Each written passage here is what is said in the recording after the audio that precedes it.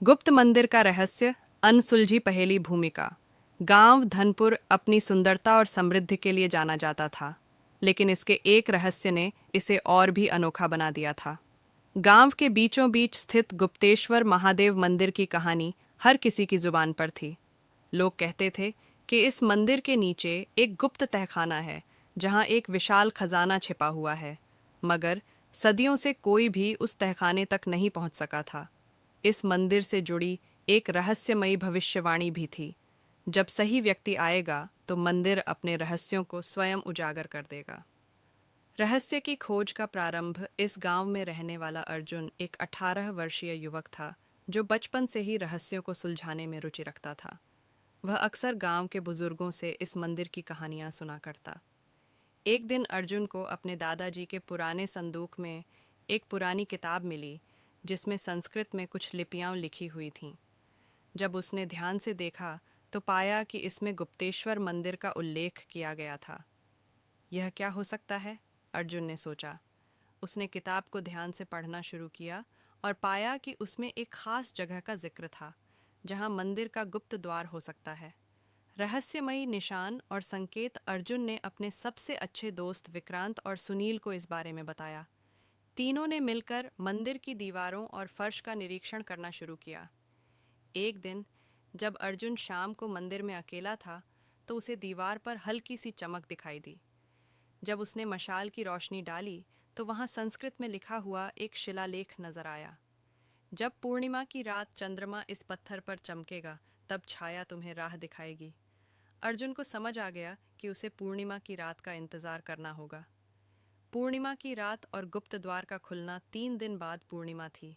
अर्जुन, विक्रांत और सुनील ने मिलकर मंदिर की निगरानी शुरू कर दी। ठीक आधी रात को जब चंद्रमा की रोशनी मंदिर की दीवार पर पड़ी तो एक अजीब छाया बनी। यह छाया मंदिर के फर्श पर एक विशेष स्थान को इंगित कर रही थी। यही जगह हो सकती है, अर्जुन ने उत्साहित होकर कहा। अगले दिन उन्होंने गांव के कुछ युवाओं को बुलाया और खुदाई शुरू कर दी। कुछ ही घंटों में उन्हें एक पुराना पत्थर का दरवाज़ा मिला, जिस पर वही ब्राह्मी लिपि में कुछ लिखा था। अर्जुन ने किताब में लिखे मंत्र को पढ़ा। AUM नमः शिवाय, सत्य की राह पर चलने वाले के लिए द्वार खुलेगा। अचानक जमीन हल्के हल्के हिलने लगी। पत्थर का दरवाज़ा धीरे धीरे खुलने लगा और उसके अंदर एक अंधेरा तहखाना नजर आया। तहखाने की खोज अंदर घुसते ही उन्होंने देखा कि वहाँ एक विशाल हॉल था, जिसमें चारों ओर पुरानी मूर्तियाँ, सोने चांदी के सिक्के और तांबे के बर्तन रखे हुए थे।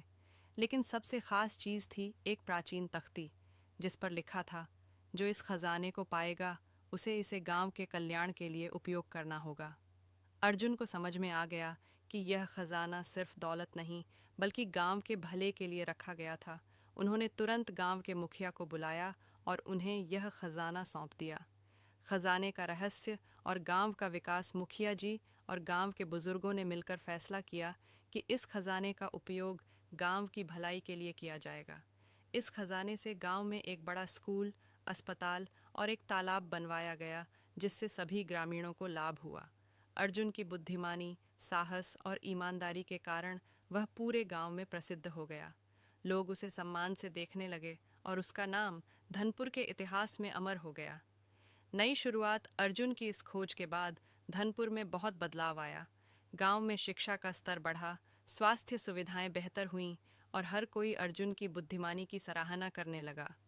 अब अर्जुन की जिज्ञासा और भी बढ़ चुकी थी। उसने ठान लिया कि वह और भी प्राचीन रहस्यों को खोजेगा। उसके दादाजी की किताब में कई और मंदिरों का जिक्र था, जिनमें रहस्य छिपे थे।